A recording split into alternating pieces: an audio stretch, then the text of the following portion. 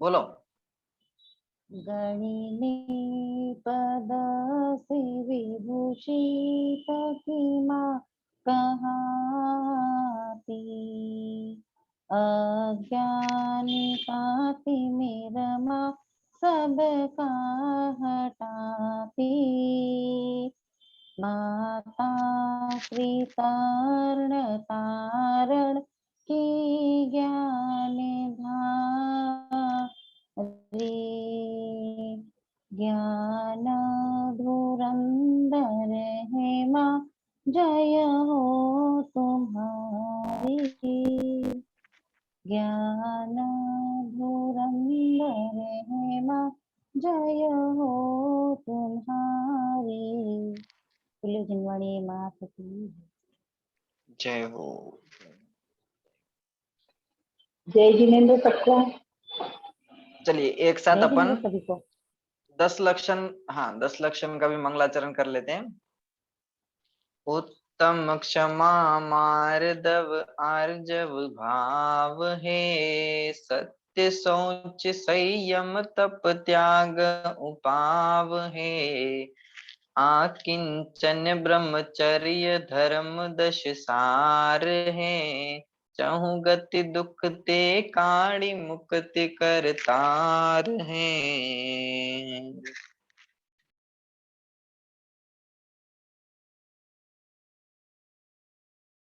चलिए video on करो सभी,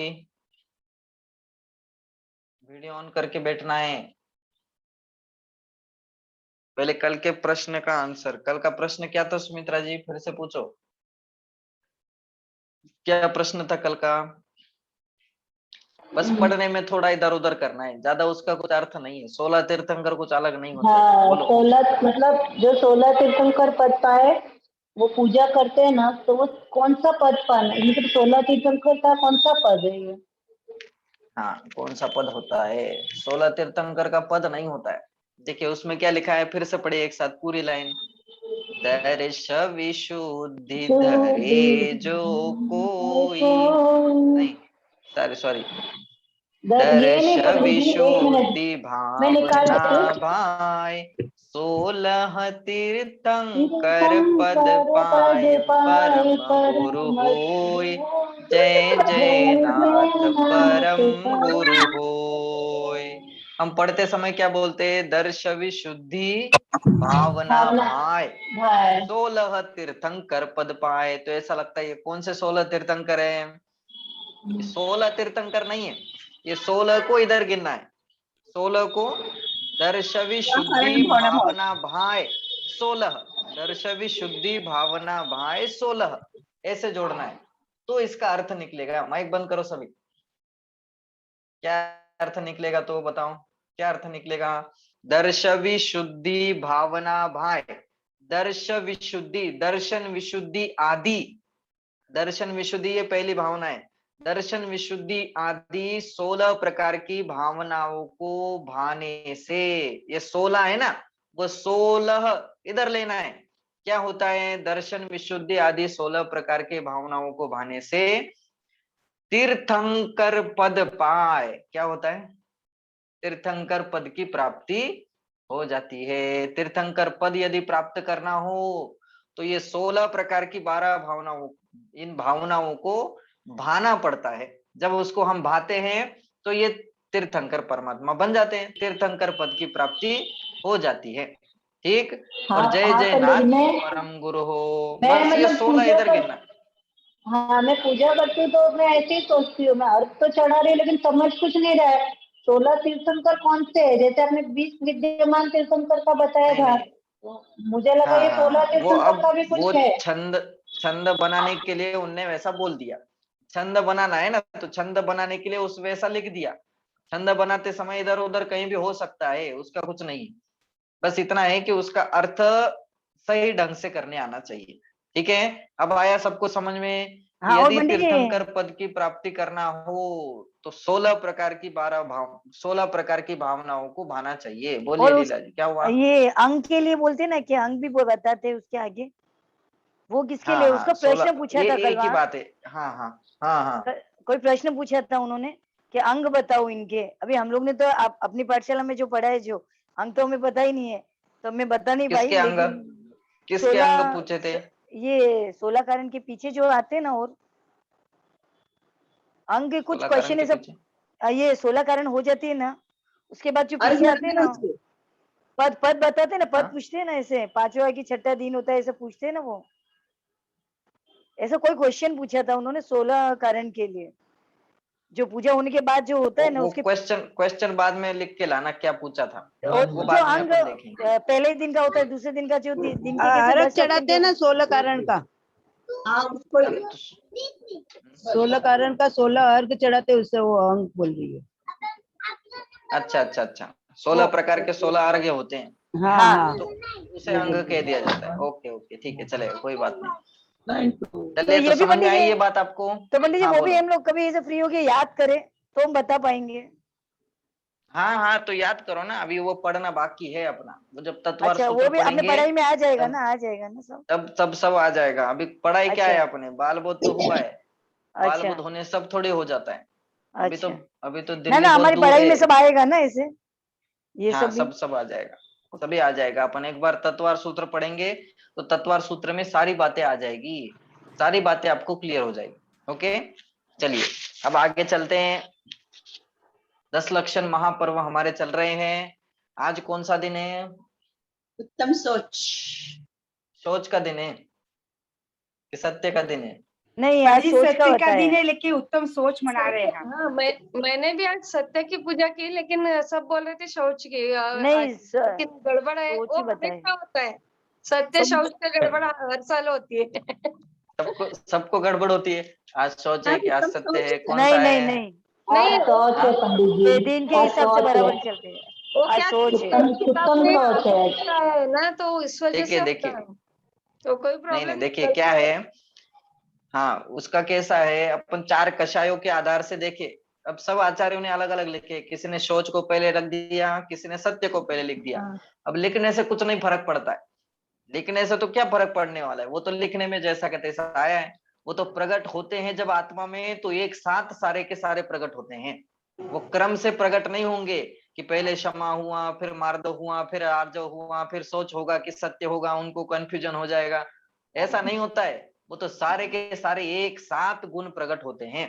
गुण मतलब वो सारी पर्यायें एक साथ उनके अंदर प्रकट हो जाती है। तो अब यहाँ कुछ आचार्यों ने सत्य लिख दिया, कुछ आचार्यों ने सोच लिख दिया। अब कषायों के आधार से देखे, 4 कषायों के आधार से, तो उत्तम क्षमा धर्म क्रोध कषाय के अभाव पूर्वक होता है। उत्तम मार्दव मान कषाय के अभाव पूर्वक होगा। उत्तम आर्जव माया। माया कषाय के अभाव पूर्वक होगा। और चौथा धर्म है उत्तम शौच धर्म, लोभ। जो कि लोभ कषाय के अभाव पूर्वक प्रकट होता है। तो कषायों की अपेक्षा से देखे तो यही लाइन हमें अच्छी लगती है।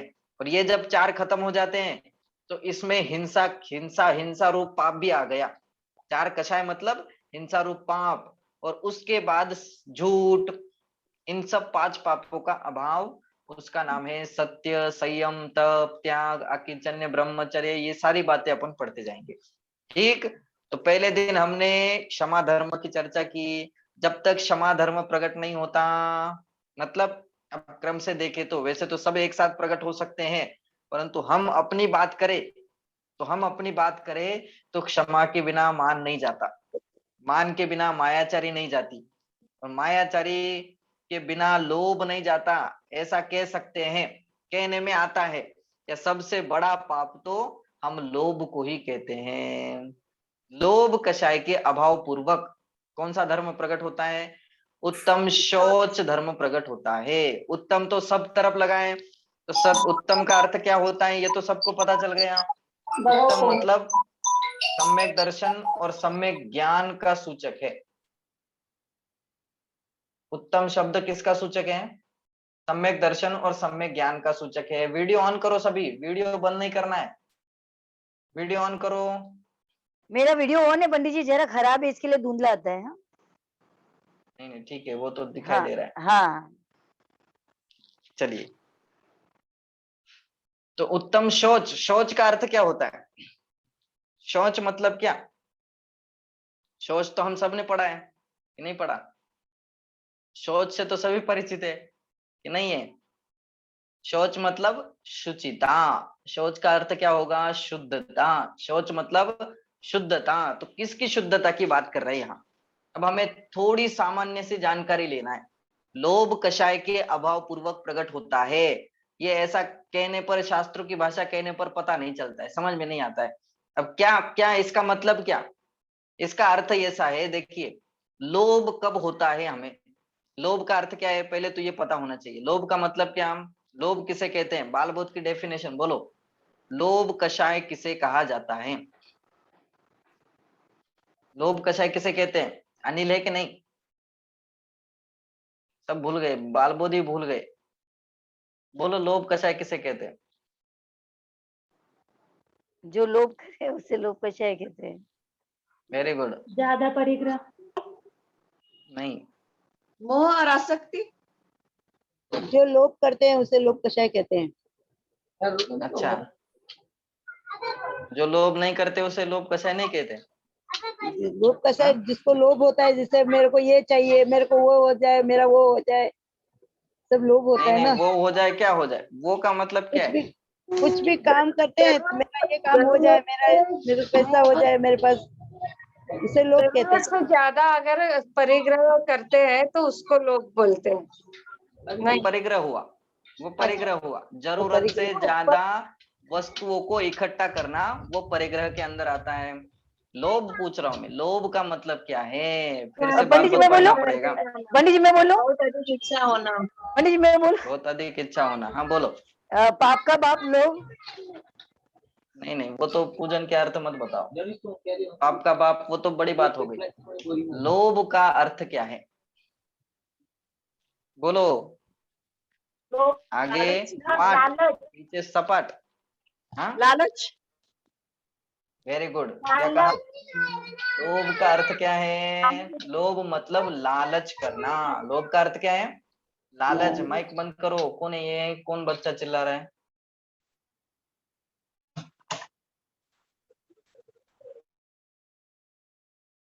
लोभ का अर्थ क्या है? लोभ मतलब लालच, लालच को लोभ कहते हैं। लालच मतलब क्या? अब लालच समझाओ। लालच तो समझ में आता है सबके। लालच मतलब कि हाव हाव करने का भाव, अरे ये भी मिल जाए, ये भी मिल जाए, ये भी मिल जाए, ये भी मिल जाए। अब बताओ, जब लोभ होता है तो कैसे उत्पन्न होता है? जब लालच हमारे अंदर उत्पन्न होती है तो कैसे उत्पन्न होती है? लोभ कैसे उत्पन्न होता है हमारे अंदर? ईर्ष्या से।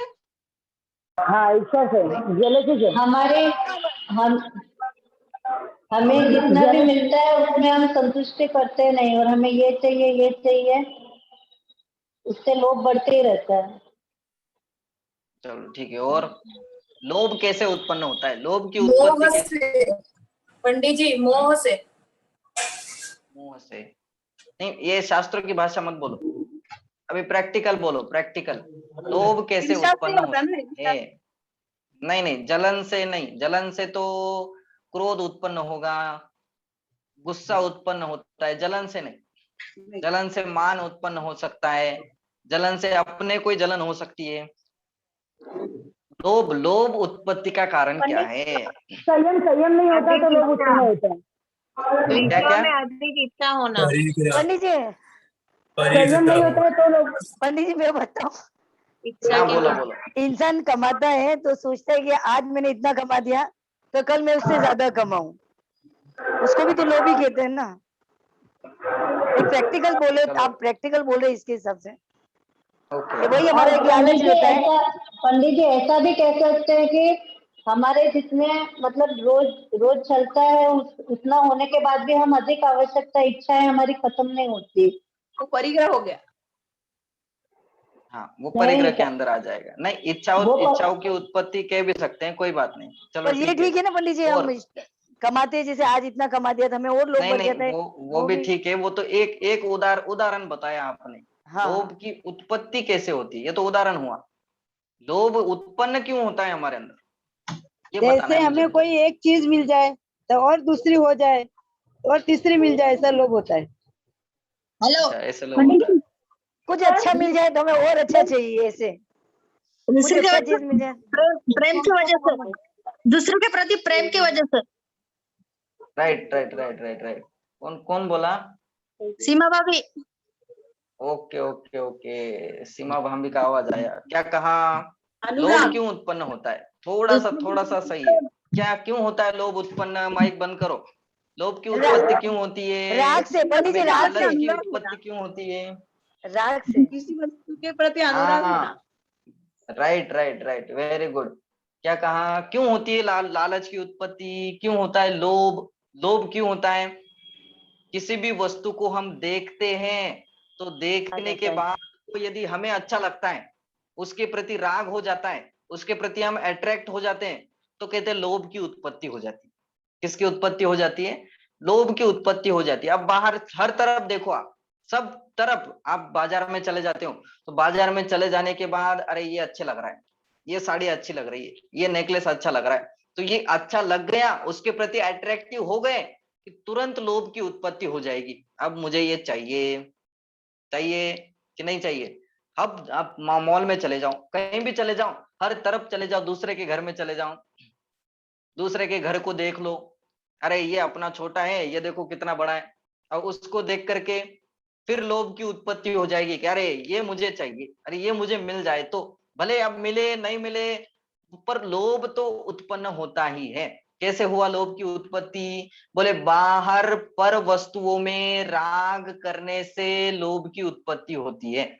कैसे होती है लोभ की उत्पत्ति? बाहर बाहर के पर वस्तुओं के अंदर यदि हम राग करते हैं, उसको हम अच्छा जानते हैं, उसके प्रति हमारा अट्रैक्शन हो जाता है, तो कहते हैं लोभ उत्पन्न हो जाता है। समझ में आ रही बात? लोभ क्यों उत्पन्न हुआ? जब बाहर हम अट्रैक्ट हो जाते हैं, बाहर के वस्तुओं के प्रति हमारा अनुराग बढ़ जाता है, उन वस्तुओं के प्रति हमारा प्रेम बढ़ जाता है, उनके प्रति ममत्व बढ़ जाता है, तो लोभ की उत्पत्ति हो जाती है। अब यदि लोभ का अभाव हमें करना है, उत्तम सोच धर्म को समझना है, उत्तम सोच धर्म किसे कहते हैं, तो कैसे करेंगे? उत्तम सोच धर्म की उत्पत्ति कैसे होगी? यदि बाहर देखते हैं तो लोभ की उत्पत्ति होती है, इसका मतलब शौच की उत्पत्ति करना है, सरलता की उत्पत्ति करना है, शुद्धि की उत्पत्ति करना है। लोभ मतलब अशुद्धि है। शरीर को देखते हैं तो भी लोभ उत्पन्न होता है। अब लोभ भी अलग अलग टाइप के होते हैं, लोभ को भी हम समझने की कोशिश करेंगे कि कितने प्रकार के लोभ होते हैं। हमें तो लोभ भी पता नहीं है कितने प्रकार के होते हैं, हम तो लोभ को भी नहीं जानते कितने प्रकार के लोभ होते हैं। तो मेरा कहने का क्या अर्थ है, ये समझ में आ रहा है आपको? यदि हम बाहर देखते हैं, बाहर की वस्तुओं के प्रति अट्रैक्ट हो जाते हैं, तो कहते हैं लोभ की उत्पत्ति होगी, लोभ की उत्पत्ति होगी, कषायों की उत्पत्ति होगी। और दूसरा पॉइंट, और यदि हम अपने स्वरूप को देखते हैं, तो हम अपने आप को देखते हैं तो कहते हैं सोच धर्म की उत्पत्ति होती है। सामान्य सी बात है, बाहर देखते हैं तो उसके प्रति अट्रैक्ट हो जाएंगे, फिर कषाय उत्पन्न हो जाएगी। और यदि कषायों का अभाव करना है, हमें ऐसा लगता है कि ये कषाय उत्पन्न ही नहीं हो, तो क्या करें कि बोले अपने स्वरूप को देखो। तो अपने स्वरूप को देखने पर, अपने आप को देखने पर यदि अपने आप में अनुराग हो जाए, पर द्रव्यों से भिन्न अपने आप की रुचि लग जाए, तो उसे कहते हैं बोले ये शौच धर्म का धारी है। इसका मतलब उसके अंदर शौच धर्म की उत्पत्ति हो रही है। समझ में आ रही बात? अब लोभ को हमें पहले समझना है। लोभ कषाय के अभाव पूर्वक ये धर्म प्रकट होता है, तो सबसे पहले लोभ हमें पता होना चाहिए कि लोभ का मतलब क्या है, कितने प्रकार के होते हैं लोभ। हम तो अधिकतर पैसे के लोभ को ही लोभ समझते हैं। पैसा जिसके पास ज्यादा है बोलते कितना लोभी है, बोलते कि नहीं बोलते? जिसको पैसे की हाव हाव लगी होती है उसको ही अधिकतर हम ऐसा कहते हैं कि ये कितना लोभी है। पर पैसे का ही लोभ होता है क्या, कि और किसी का भी लोभ हो सकता है? और कौन कौन सी वस्तुओं का लोभ हो सकता है बताइए? हमें कौन कौन सी वस्तुओं की आसक्ति है, हमें कौन कौन सी वस्तुओं को प्राप्त करने की लालच है, मान मान प्राप्त की। करने की इच्छा, मान प्राप्त करने की इच्छा है। चलो वेरी गुड। नाम का भी लोभ होता है।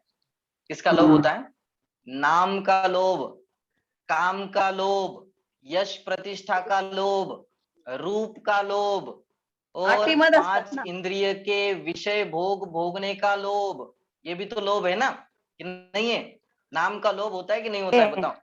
अरे मेरा नाम अमर हो जाना चाहिए, आप काम ऐसा कर जाओ कि अपना नाम अमर हो जाए, भले ही तुम रहो कि नहीं रहो, पर अपना नाम अमर होना चाहिए। अरे वाह, नाम अमर हो सकता है? यहाँ तू खुद अपने आप को अजरामर नहीं समझता है, अपने आप को ऐसा समझता है कि मैं मर जाऊंगा, मैं खत्म हो जाऊंगा, और अपने नाम को क्या समझता है कि मेरा नाम अमर हो जाए। हो सकता है क्या? मेरा नाम अमर हो सकता है क्या? बताओ कितने लोग याद रखते हैं? अभी कितने तीर्थंकर हो गए, कितने तीर्थंकर हो गए? यहाँ बैठे हुए अधिकतर लोगों को 24 तीर्थंकरों के नाम भी याद नहीं होंगे, होते हैं क्या? हम कौन से नाम के धारी है? वो तो इतने महापुरुष थे, वो तो 24 तीर्थंकर पद के धारी थे। अब बताओ कितने नाम याद है हमें? चलो वर्तमान के हो भी तो कोई बड़ी बात नहीं है, भूतकाल के कितनों को याद है? भविष्य के कितनों को याद है? अभी विद्यमान जो है उनके कितनों को याद है क्या नाम? अनंत तीर्थंकर हो गए, अनंत केवली हो गए, भगवंतों के नाम याद नहीं है, तो हमारे कहां से नाम याद हो सकते हैं? पर नाम प्राप्त करने की इच्छा, नाम प्राप्त करने का लोभ होता है कि नहीं होता है? मेरा भी नाम यहाँ लग जाए, मेरा भी नाम यहाँ छप जाए, मंदिरों में जाते हैं, तीर्थ क्षेत्रों में जाते हैं, तो मेरा भी नाम यहाँ आना चाहिए, बस ये प्राप्त करना है ना, इसको कहते हैं लोभ। बताओ कितने, कौन कौन पढ़ता है वहां जाकर के? तीर्थों क्षेत्रों में लगे हैं ना अपने नाम, कौन पढ़ता है वहां जाकर के? दूसरा कोई नहीं पढ़ता, ये खुद ही पढ़ता है बाद में जाकर के कि मैंने, मेरा नाम है देखो। पढ़ता है कि नहीं पढ़ता? दूसरा कोई पढ़ता है? किसी को फुर्सत नहीं है, कोई कोई देखता नहीं है। आप देखते हो क्या, बताओ? आप कितने तीर्थ क्षेत्रों पर गए और कितने लोगों के नाम पढ़े? किसी के नाम पढ़े आपने? नाम पढ़ने के लिए जाते कोई? बोले कोई नहीं जाता है। फिर भी हमें तो लालच, हमें तो ये लोभ लगा होता है कि अरे मेरा नाम कब यहाँ आएगा। मैं ये नहीं कह रहा हूं कि काम नहीं करना चाहिए वैसा, पर लोभ लालच की भावना अपने अंदर नहीं होनी चाहिए। कौन सी भावना नहीं होनी चाहिए? लोभ की भावना उसके अंदर नहीं होनी चाहिए कि यदि मेरा नाम अजर अमर होना चाहिए, मेरा नाम वहां लग जाना चाहिए। ये भावना ही गलत है। बोलते ये भावना अपने अंदर नहीं होनी चाहिए। यश प्रतिष्ठा, प्रतिष्ठा मिलने का लोभ, मुझे तो प्रतिष्ठा चाहिए बस। प्रतिष्ठा मिलने के लिए क्या क्या नहीं करते बताओ? मैं तो फेमस हो जाना चाहिए, मैं, मेरी इज्जत कुछ ना कुछ होनी चाहिए ना, मेरा मेरा यश होना चाहिए, मेरी प्रतिष्ठा कुछ ना कुछ होनी चाहिए। तो उसके लिए क्या क्या करते बताओ? सारी जिंदगी भर कमाया हुआ धन, सारी जिंदगी भर इतनी मेहनत करके कमाया हुआ धन बेटे के या बेटी के शादी में कैसे उड़ाते हैं? ऐसे पानी की तरह बहा देते हैं। बहा देते कि नहीं बहा देते? क्यों? क्यों इसके लिए कमाया था? क्यों? उसके पीछे क्या क्या कारण है बताओ? क्यों प्रसिद्धी का उतना लोभ. पैसा उड़ाया? प्रसिद्धि का लोभ। प्रसिद्धी. किसका लोभ है? प्रसिद्धी. प्रसिद्धि। अरे लोग क्या कहेंगे? यदि मेरे शादी में ऐसा नहीं होगा तो लोग क्या कहेंगे? लोग मेरे बारे में क्या सोचेंगे? मेरा क्या नाम रह जाएगा? अरे इनने तो शादी में कुछ किया ही नहीं। ऐसा लोभ होता है कि नहीं होता? बोले ये भी लोभ है। रूप का लोभ, रूप का लोभ होता है कि नहीं? मैं तो हमेशा सुंदर दिखना चाहिए, हमेशा सुंदर दिखना चाहिए, भले ही 55 का हो गया, भले ही 65 के ऊपर जा रहा है तो भी, बोले अभी भी एकदम ऐसे काले काले होना चाहिए, सफेद नहीं निकलना चाहिए। ये हमेशा सुंदर बना रहने का लोभ, ये भी लोभ है। इसको लोभ समझते हैं क्या हम? बाल सफेद नहीं होने चाहिए। हाँ, इसको लोभ में गिनते हैं कि नहीं गिनते? बताओ। ये शरीर साफ रहे, इसमें झुर्रियां नहीं आए, इसके लिए क्या क्या करते हैं? हमेशा जवान बने रहे, इसके लिए क्या क्या करते हैं? हमेशा एकदम सुदृढ़ बने रहे, इसके लिए क्या क्या करते हैं? करते कि नहीं करते? बोले ये जो करने की आदत है, ये जो करने की लालसा है, ये भी लोभ के अंदर आती है। तो कितने हो गए? नाम का लोभ, योग प्रतिष्ठा का लोभ, रूप का लोभ, अगला पंचेंद्रिय विषयों को भोगने का लोभ। ये लोभ है कि नहीं है? 5 इंद्रिय के विषयों को भोगने का लोभ होता है कि नहीं होता है? खाने का लोभ, खाने के लोभ, लोभ में आता है कि नहीं आता? मुझे अभी अरे ये भी मिल जाए, ये भी मिल जाए, ये भी मिल जाए, ये भी मिल जाए, ये भी होता है कि नहीं होता है? कहीं पर भी चले जाते अपन, या घर में भी होते हैं, कहीं पर भी चले जाएं तो मुझे ये खाने को मिल जाए, ये खाने को मिल जाए, अरे मैंने तो ये खाया ही नहीं है, और मिल जाए, और मिल जाए, और मिल जाए।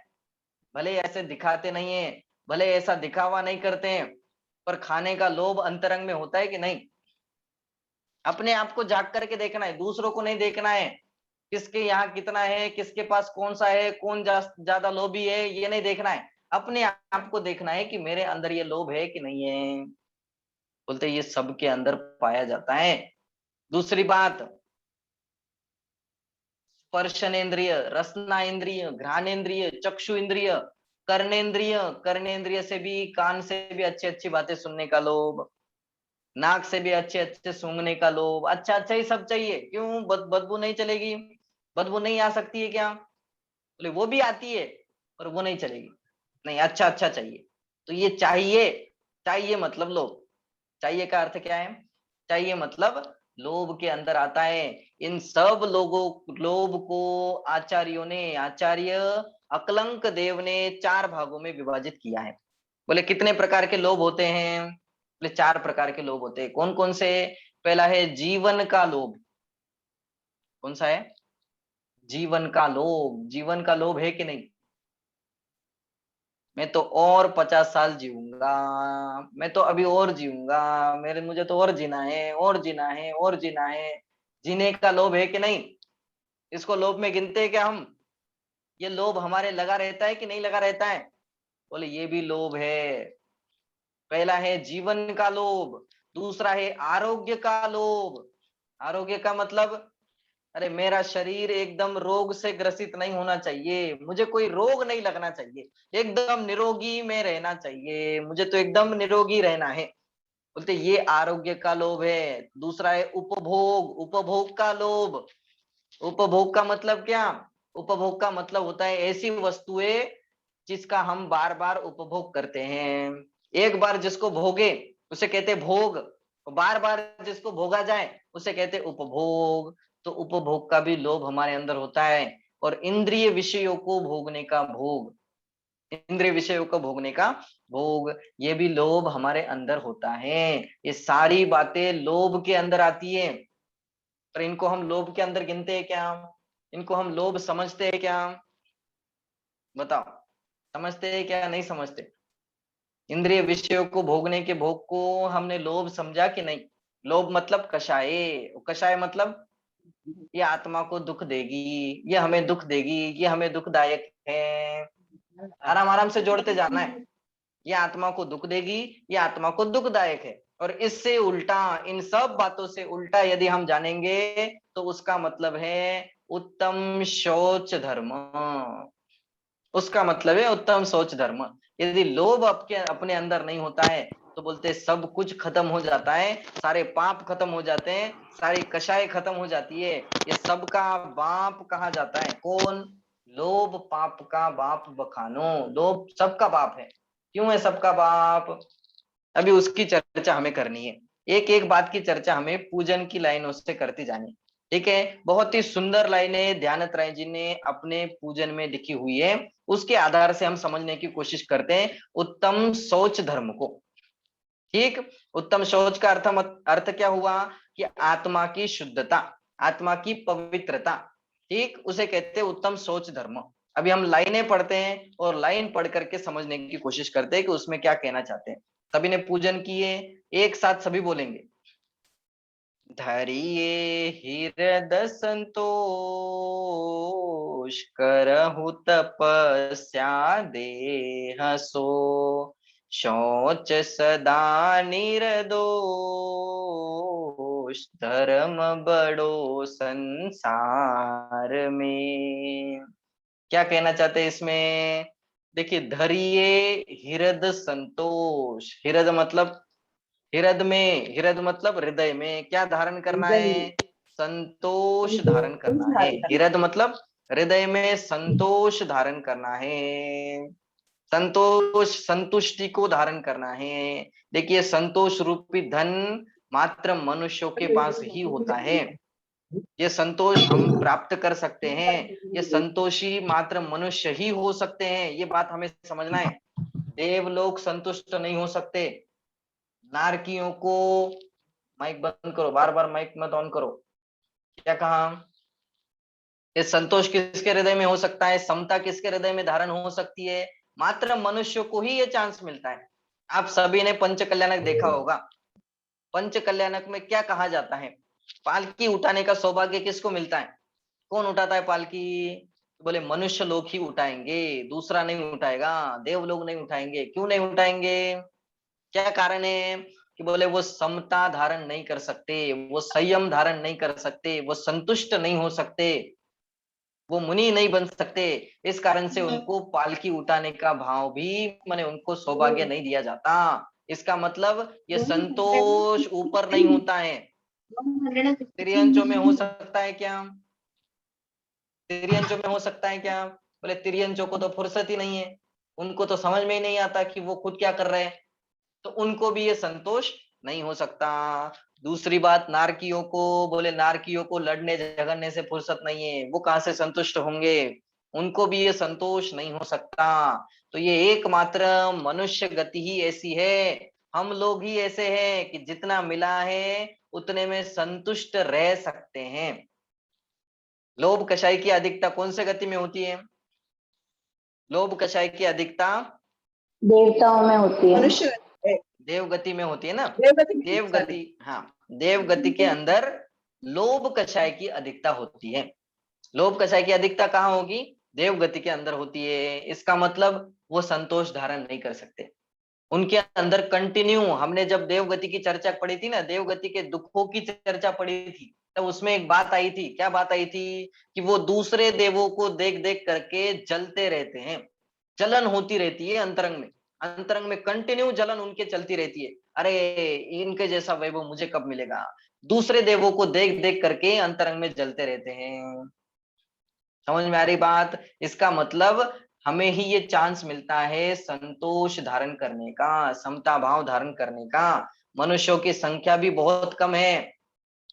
बाकी बाकी देवों की अपेक्षा, तिर्यंचों की अपेक्षा, नारकियों की अपेक्षा से देखे तो मनुष्यों की संख्या भी बहुत कम है। मनुष्यों का काल भी बहुत कम होता है और मनुष्य होते भी बहुत कम है। और खुशी की बात यह है कि 608 जीव जो मोक्ष जाते हैं, बोले वो मनुष्य गति से ही जाते हैं, और दूसरे कहीं से नहीं जाते, और दूसरे कहीं से जा नहीं सकते। खुशी की बात तो ये है। और उधर तो जीवों की संख्या बहुत भरी पड़ी है। नारकियों में भी बहुत सारे जीव है, देवों में भी बहुत सारे जीव है, तिर्यंचों के अंदर बोले अनंत जीव भरे पड़े हैं, उनकी संख्या भी अधिक है। और अपनी, बोले अपनी तो बहुत कम है। मध्यलोक के अंदर भी मात्र 2.5 द्वीप के अंदर ही ये जीव पाए जाते हैं। और उसमें से मोक्ष कौन जाता है? बोले 608 जीव ही मोक्ष जाते हैं। 608 जाते हैं ना। अब 608 में अब अपने यहाँ ही देखो तो कितने लोग स्वाध्याय करते हैं, कितने लोग जैन हैं, कितने लोगों को ये बातें समझ में आती है, कितने लोग अपने अंदर उतारते हैं। कितने निकलेंगे? बोले उंगलियों पर गिनने जितने निकलेंगे। उंगलियों पर गिनने जितने निकलेंगे ना, तो हम उसमें से है कि नहीं? तो हमें क्यों नहीं होता है? हमें हो सकता है कि नहीं हो सकता? ये जो कंपटीशन है ये ज्यादा लोगों के साथ नहीं है, ये बहुत कम लोगों के साथ कंपटीशन है। बस थोड़ा सा पुरुषार्थ करने की जरूरत है। थोड़ा सा पुरुषार्थ यदि हो जाए तो हमारा भी काम बन सकता है। आप बाहर देखो तो नामधारी जैन बहुत सारे मिल जाएंगे। वैसे तो जैन लोग ही बहुत कम है, अब उसमें भी नामधारी ज्यादा हैं, काम वाले बहुत कम हैं, और भाव से जैन, बोले भाव से जैन तो उसमें भी और कम पाए जाते हैं। तो हमें कौन सा जैन बनना है? कि हमें तो भाव वाला जैन बनना है, नाम वाला नहीं। पीछे मस्त नाम लगा दिया, वो काम ऐसे दिखाई देते हैं कि काम वाला जैन है, बस रात को नहीं खाता इसलिए जैन हो गया, आलू प्याज नहीं खाता इसलिए जैन हो गया। इसको जैन नहीं कहते, ये व्यवहारिक जैन है। असली जैन कौन है? बोले जिसके अंदर सम्यक दर्शन हुआ, वो असली जैन है, वो भाव वाला जैन है। तो ऐसा जैन हमें बनना है, तब जाकर के उन 608 जीवों में हमारा नंबर लग सकता है। तो ये संतोष धारण करने का परिणाम मात्र मनुष्यों के अंदर ही आता है। इसलिए पंडित जी ने क्या लिखा कि धरिए हृदय संतोष, कि हृदय में संतोष को धारण करो। संतोष को धारण करो मतलब जितना हमें मिला है, जो कुछ भी मिला है उतने में संतुष्ट रहो, ज्यादा की हाव हाव मत करो। क्यों हाव हाव मत करो, क्यों संतोष को धारण करो? क्योंकि पंडित जी को वस्तु का स्वरूप पता है। पंडित आपको जी, पता है कि नहीं पता है? बोलो। ये पांचवा काल है तो ये 608 जीव कहाँ से मोक्ष जाते हैं अभी? हाँ, 608 जीव कहाँ से मोक्ष जा रहे हैं? विदेह क्षेत्र से जा रहे हैं ना, विदेह क्षेत्र से कंटिन्यू चलता ही है, विदेह क्षेत्र में ये गमन हो रहा है। ठीक है, तो क्या क्या प्रश्न था मेरा? मेरा प्रश्न क्या था, क्या पूछ रहा था मैं?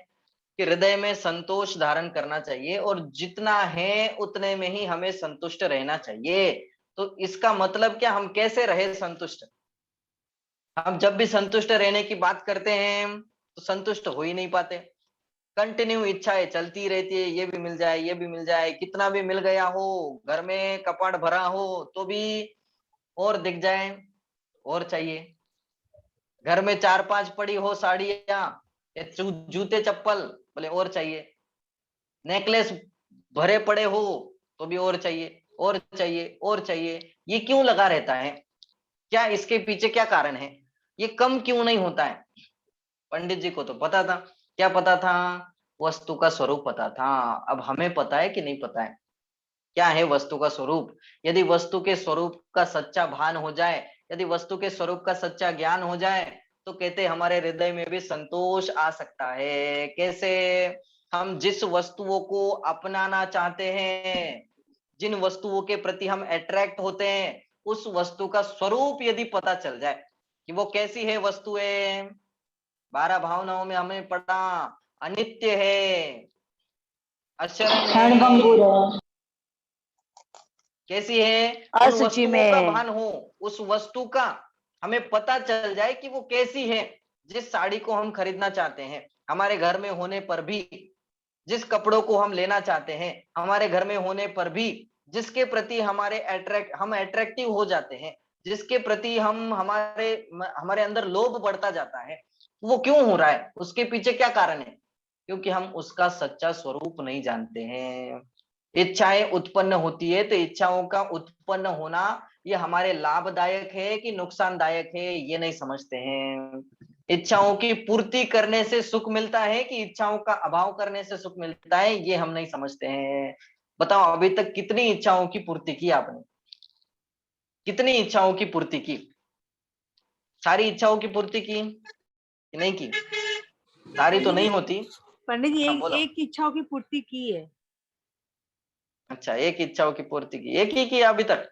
पंडित जी पूरी अब तो जिंदगी में एक ही की? हाँ? नहीं पंडित पंडित जी अब जैसे आप बताए साड़ियों का लेके, तो हमने साड़ियों के नाम पे थोड़ी कर दिए, बहुत कम लोग मुंह पे बोल के जाते मेरे, लेकिन मैं उनका सुनती अच्छा नहीं अच्छा। आई और नहीं नहीं, कम छोड़ दी। कम की ये नहीं पूछ रहा हूं मैं, कितनी इच्छाओं की पूर्ति की, कितना कम किया ये नहीं पूछ रहा हूँ। जो कम किया वो तो बहुत बढ़िया है, तो अभी तक कितने इच्छाओं की पूर्ति की? बोले एक पूरी असंख्य तो होगी, इच्छा हो जाती है, असंख्यात हो गई होगी। कितने सारी इच्छाओं की पूर्ति की? सब उसकी इच्छाओं की गिनती नहीं पूर्ति है करने कभी। में ही लगे होंगे। हाँ उस चीज की तो गिनती नहीं है, मतलब हाँ, अनगिनत अभी तक नहीं। अनगिनत। अभी मनुष्य पर्याय में जब से हमने जन्म लिया, तब से यदि गिनते जाए तो कितनी इच्छाओं की पूर्ति की? बोले बचपन से लेकर के अलग अलग प्रकार की इच्छाएं उत्पन्न होती थी, सबकी पूर्ति कर जाते थे। बोले फायदा क्या हुआ इससे? क्या मतलब निकला इससे? कुछ फायदा हुआ कि नहीं हुआ? कि फिर ये इच्छा होना बंद हुई क्या? हमें आराम मिला क्या? हमें शांति मिली क्या? हमें सुख चैन मिला क्या? पहले तो हमें लगता था कि अरे यार मेरे पास मोबाइल होता तो, चलो मोबाइल भी आ गया। फिर एक 10,000 का ले लिया, अब दूसरा आ जाता है उसमें, अरे फिर ये इसमें मजा नहीं आता है, फिर इसको छोड़ दे, अरे वो मिल जाए तो। फिर वो भी चला जाता है, बोले उसमें भी दम नहीं है, तो उसको भी छोड़ दो। फिर उससे बड़ा, फिर उससे बड़ा, अब आपने 10,000 का लिया है ना, एक बार यदि 10,000 का लिया तो इसका मतलब ये समझना कि जब भी अगली बार लोगे तो उससे महंगा ही लोगे, कम पैसे वाला नहीं लोगे। आपने यदि गाड़ी खरीदी है तो दूसरी गाड़ी खरीदोगे तो इससे महंगी ही गाड़ी खरीदोगे, उससे कम वाली नहीं खरीदोगे। ऐसा होता है कि नहीं होता है? बोलो कि कम वाले खरीदते हैं, बोले कम वाले नहीं, अरे अब कम वाले में मजा नहीं आता है, अब तो और बड़ा चाहिए, और बड़ा चाहिए, और बड़ा चाहिए।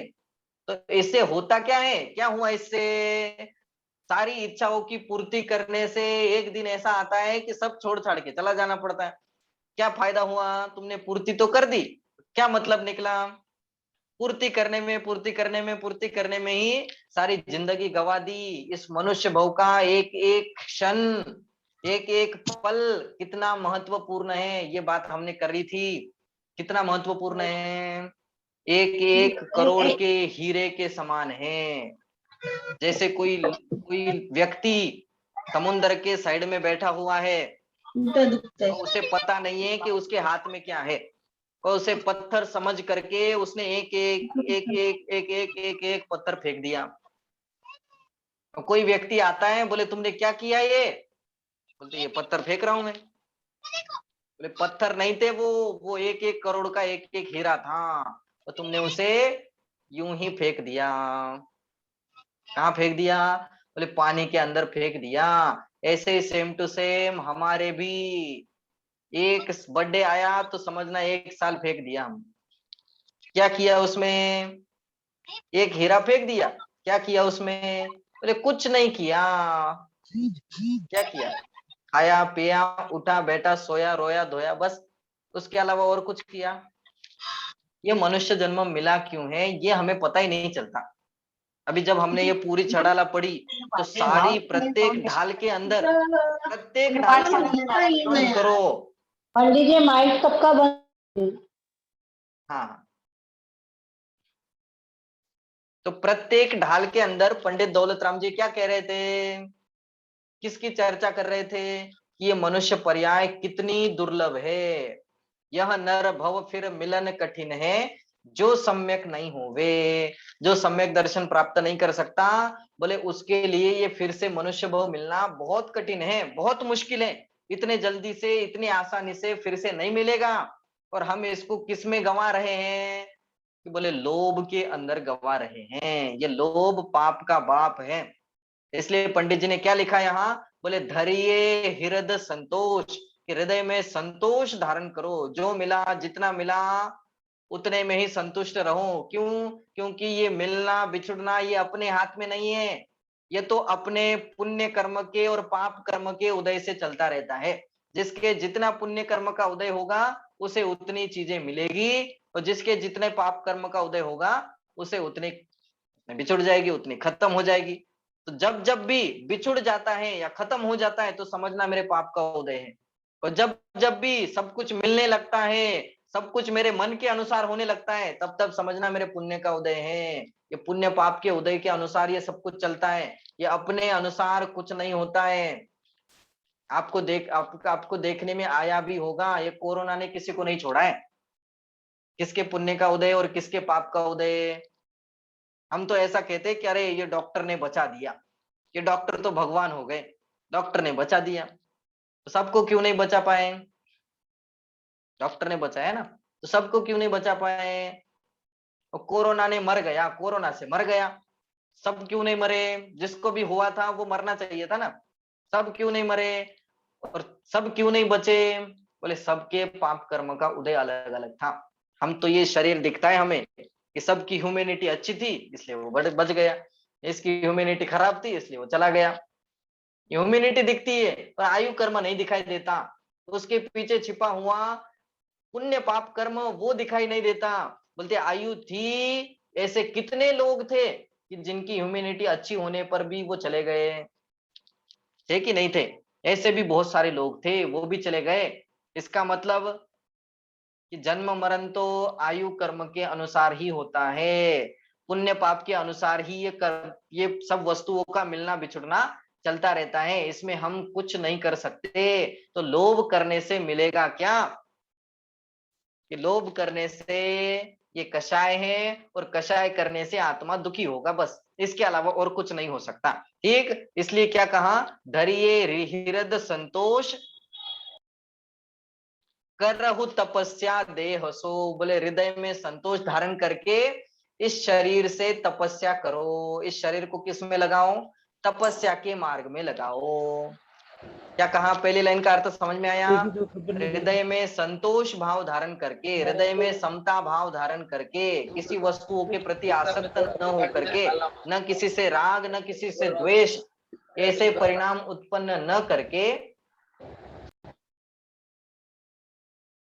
इस शरीर के माध्यम से तपस्या करो। करहु तपस्या देह सो, और सोच सदा निर्दोष, धर्म बड़ो संसार में। बोले शौच धर्म सदा निर्दोष है और सबसे बड़ा धर्म है, धर्म बड़ो संसार में। शौच धर्म सबसे बड़ा धर्म है। क्यों इसे सबसे बड़ा धर्म कहा? क्षमा सबसे बड़ा धर्म नहीं है, मार्दव सबसे बड़ा धर्म नहीं है, बोले आर्जव ब्रह्मचर्य वो तो होगा ना, वो तो 10 नंबर पे आता है, तो वो तो सबसे बड़ा धर्म होना चाहिए। बोले वो भी सबसे बड़ा धर्म नहीं है। सबसे बड़ा धर्म कौन सा है? बोले शौच धर्म सबसे बड़ा धर्म है। मैं मन से नहीं कह रहा हूं, यहाँ लिखा है देखो, धर्म बड़ो संसार में। क्यों बड़ा है सबसे बड़ा धर्म? कौन कारण बताएगा? अभी तक हमने बहुत सारी चीजें पढ़ मैं ली है, बताऊं? बहुत सारा स्वाध्याय हो चुका है हमारा, इसका आंसर सबको आना चाहिए। वीडियो ऑन मैं करो, बताऊं? वीडियो बंद मत करो। हाँ बोलो। सोच मन की पवित्रता की बात है, मतलब अपने आत्मा की शुद्धि होनी चाहिए, बाहर की शुचिता से कोई मतलब नहीं, अंदर का जो मैं नहीं ये क्रोध नहीं, इसलिए इससे ना तो ये तो सब धर्मों में यही होता है। लोभ सोच को लोभ बड़ा के धर्म क्यों कारण ही कहा? क्रोध होता है, लोभ के कारण ही मान होता है, लोभ के कारण ही मायाचारी होती है, सब लोभ के कारण ही करते हैं, वेरी गुड क्रोध वेरी गुड करते वेरी हैं। गुड। क्या कहा? बिल्कुल ये काम सबसे बड़ा धर्म है, शौच धर्म सबसे बड़ा है। क्यों है शौच बड़ा सबसे बड़ा धर्म? बोले ये लोभ कषाय के अभाव पूर्वक प्रकट होता है। किसके अभाव पूर्वक प्रकट होता है? लोभ कषाय के अभाव पूर्वक प्रकट होता है। तो लोभ क्या है? बोले लोभ पाप का बाप बखाना। नीचे लिखा ना, उत्तम शौच सर्व जग जाना, लोभ पाप का बाप बखाना। मतलब बोले लोभ पाप का बाप है, ये बात तो हमने पढ़ ली है कि लोभ पाप का बाप कहा जाता है। तो लोभ का अभाव जिस धर्म में होता हो उसका नाम है शौच धर्म। अब लोभ पाप का बाप क्यों है, इसे पाप का बाप क्यों कहा जाता है? कि बोले इसी के कारण सारे पाप हम करते जाते हैं। यदि मन में लोभ ही उत्पन्न नहीं हो, यदि मन में लालच ही उत्पन्न नहीं हो, तो बोले हिंसा नहीं हो सकती, क्रोध नहीं हो सकता, मान नहीं हो सकता, मायाचारी नहीं हो सकती, झूठ नहीं बोल सकते, चोरी चपाटी नहीं हो सकती, कुशील नहीं हो सकता, परिग्रह नहीं हो सकता, कुछ नहीं हो सकता। तो यदि लोभ अंतरंग में उत्पन्न हुआ, किसी भी वस्तु के प्रति अपनापन उत्पन्न हुआ, तो कहते हैं क्रोध भी होगा, मान भी होगा, मायाचारी भी होगी, सारे सारे जितने भी हैं वो सारे के सारे पाप लोभ कषाय के कारण ही हम करते हैं। बताओ, दुकान में जाते हैं तो कोई वस्तु देखते हैं, तो किसी वस्तु को देख करके, उस नेकलेस को देख करके हमारे मन में ये भावना हो गई अब ये मुझे चाहिए, अब मुझे चाहिए। अब यदि घर वाला नहीं दिलाता है, घर वाले नहीं दिलाते हैं तो गुस्सा आएगा, और मिल जाए तो मिलने पर मान आ जाएगा। और यदि ये दोनों भी नहीं हो, गुस्से से भी काम नहीं चल रहा है, तो बोले मायाचारी से कुछ ना कुछ काम करेंगे हम, कुछ ना कुछ प्लानिंग बनाएंगे, उनको लड्डू वड्डू खिला देंगे, उनका मूड सही कर देंगे और फिर ये बातें डाल देंगे अंदर। ऐसा होता है कि नहीं होता? सब तरफ ऐसा ही चल रहा है, उनका मूड अच्छे से बनाओ और फिर उनके डाल दो, तो ये बातें मिल जाती है। बोले ये मायाचारी भी आ गई। झूठ भी बोल सकते हैं, बोल सकते हैं कि नहीं बोल सकते? वो नेकलेस चाहिए, अब कुछ भी हो जाए मिलना चाहिए, तो झूठ भी बोलेंगे, झूठ भी बोल सकते हैं, हिंसा भी कर सकते हैं। हम नहीं करते, पर बाकी लोग करते हैं कि नहीं करते? हिंसा होती है कि नहीं होती है? बैंक लूटना है तो कितने लोगों को मारेंगे, बैंक के प्रति, उन पैसों के प्रति आसक्ति हो गई और उनको मारा मारी चालू हो गई, हिंसा भी हो गई। हिंसा हुई कि नहीं? बोले हिंसा भी होगी, झूठ भी बोलेंगे, चोरी, चोरी तो लोभ के सिवा हो ही नहीं सकती। कुशील, कुशील भी, कुशील पाप भी करते हैं, तो क्यों करते हैं? बोले लोभ हुआ पहले, उस शरीर के प्रति अट्रैक्शन हुआ। जब तक अट्रैक्शन नहीं होगा तब तक कुशील भी नहीं हो सकता। वो परिग्रह तो ऐसा ही आता है। परिग्रह मतलब उसको प्राप्त कर लेना, उन वस्तुओं को प्राप्त करना, ये परिग्रह पाप है। इसलिए ये लोभ जो है वो सब पापों का बाप कहा जाता है। और इनके दादा कौन है? लोभ तो पापों का बाप है, और पापों का दादा कौन है? सबसे बड़ा मिथ्यात्व। कौन है? मिथ्यात्व। मिथ्यात्व। मिथ्यात्व से ही, ये मिथ्यात्व ही जड़ है सबकी। कौन सा मिथ्यात्व? जो हमने पढ़ा था दूसरी ढाल में, ग्रहित मिथ्या दर्शन, अग्रहित मिथ्या दर्शन। इस शरीर को जीव स्वीकार करना, बोले यहीं से सारी गड़बड़ चालू हो गई। समझ में आ रही बात?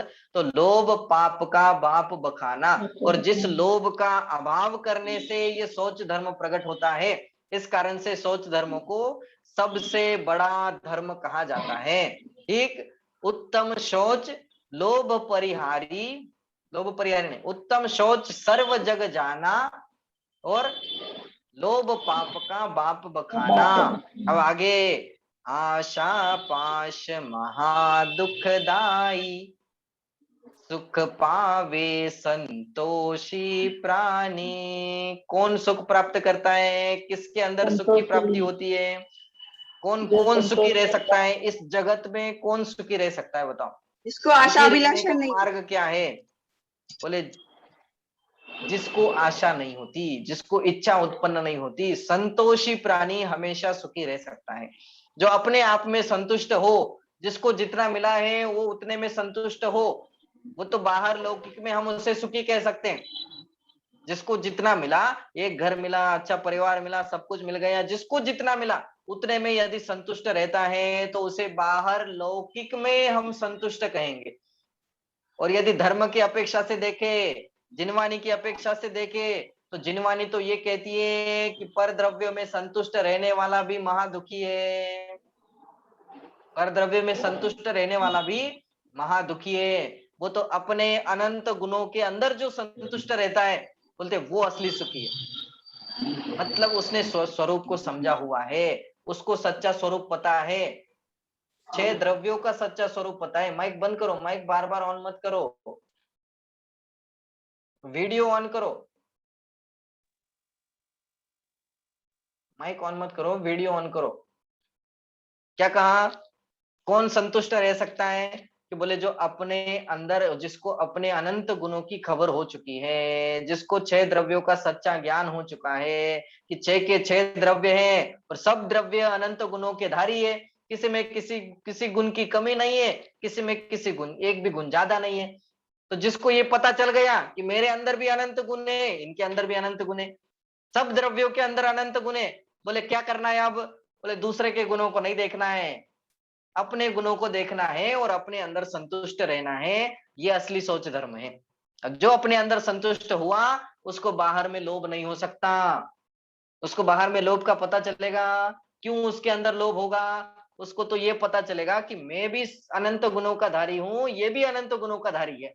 अब उससे मुझे कुछ नहीं चाहिए, मुझे उससे कुछ नहीं चाहिए, मैं उसको कुछ नहीं दे सकता।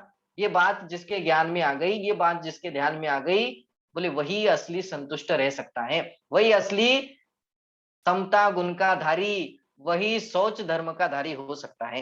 ठीक है, तो क्या कहा? फिर से पढ़ते हैं अगली लाइन। आशा पाश महादुखदानी। आशा मतलब इच्छा की, इच्छाएं महादुखदायक होती है। इच्छाओं की पूर्ति करने से आज तक किसको सुख मिला? आज तक कौन सुखी हुआ? अनंत जीवों को झांक करके देखो, आजू बाजू में जो जो मर रहे हैं ना, जो जो ये देह परिवर्तन करके चले गए, उनको देखो एक बार, तो क्या दिखाई देगा? क्या समझ में आएगा हमारे कि इच्छाओं की पूर्ति करते करते करते करते एक दिन खत्म हुआ। क्या हुआ? क्या मिला? मिला क्या? कुछ मिला, कुछ हासिल हुआ कि नहीं हुआ? किसी की कुछ कुछ प्राप्त हुआ कि नहीं हुआ? ये जो ये जो मनुष्य पर्याय हमें मिली थी, इसका कुछ फायदा हुआ कि नहीं हुआ?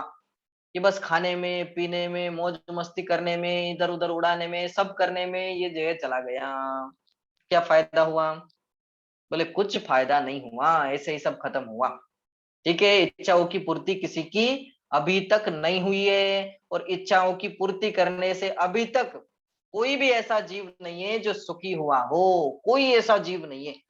सारे के सारे इच्छाओं की पूर्ति करने वाले दुखी हुए, बल्कि ये हुआ कि जिसने इच्छाओं को दबाया, जिसने इच्छाओं को छोड़ा, जिसने इच्छाओं का अभाव किया, कहते वो जीव सुखी हो गए। अपने मुनिराजों को देखो, खाने की इच्छा उनके नहीं होती होगी क्या? बोले इच्छाओं का त्याग कर दिया। नहाने धोने की इच्छा उनकी नहीं होती होगी क्या? बोले होती तो है, पर वो ध्यान नहीं देते, खत्म कर देते हैं। इच्छा उत्पन्न होती है पर खत्म कर देते हैं, इच्छाओं की ओर ध्यान नहीं देते, इसलिए वो खुश रहते हैं, वो आनंदित रहते हैं, वो मस्त रहते हैं। समझ में आ रही बात? तो इच्छाओं की पूर्ति करने से अभी तक किसी को खुशी खुशी नहीं मिली। और देखिए आगे क्या कहते हैं, अब सच्चा सोच धर्म क्या है ये बताने वाले हैं। प्राणी सदा शुचिशील जप तप ज्ञान ध्यान प्रभावते नित गंग जमुन समुद्र नाये अशुचि दोष स्वभावते। समझ में आ रही बात? क्या कह रहे हैं? अब असली शौच धर्म की बात कर रहे हैं। हमें किसको शुद्ध करना है, किसकी शुद्धता की चर्चा कर रहे हैं। कौन है शुद्ध, कौन शुद्ध होने योग्य है, और हम अभी तक किसको घिस रहे थे, किसको शुद्ध करने की कोशिश कर रहे थे। मैं तो किससे शुद्ध होता हूँ, कौन से साबुन से शुद्ध होता हूँ?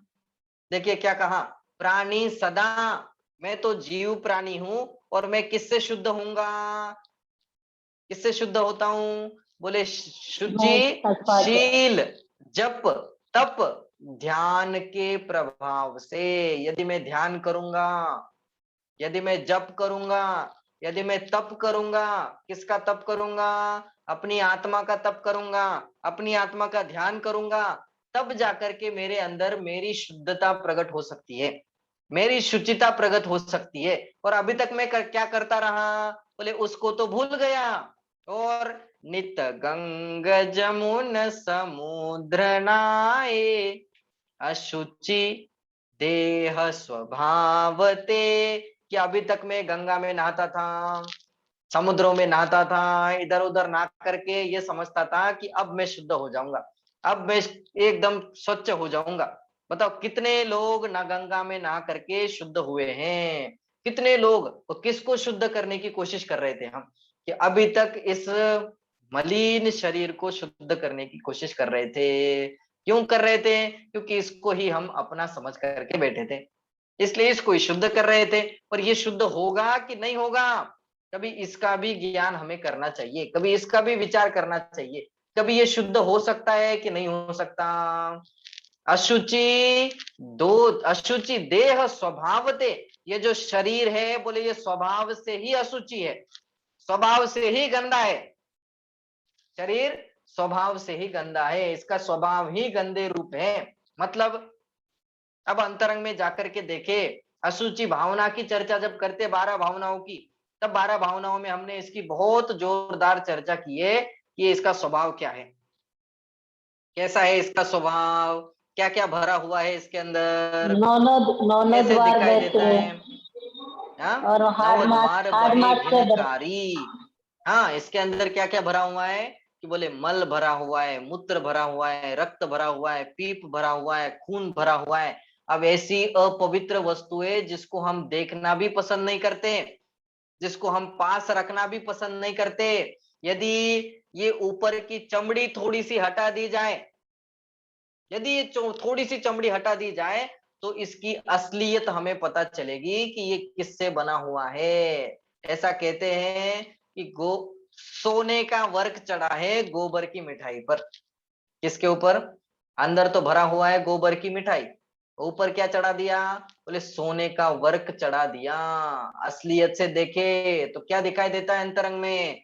9 द्वार कंटिन्यू बहते रहते हैं, इस देह के संयोग में जो वस्तु पल भर आएगी वह भी मलिन मल मूत्रमय दुर्गंधमय हो जाएगी। ये दादा की लाइन है। क्या लिखते हैं वो?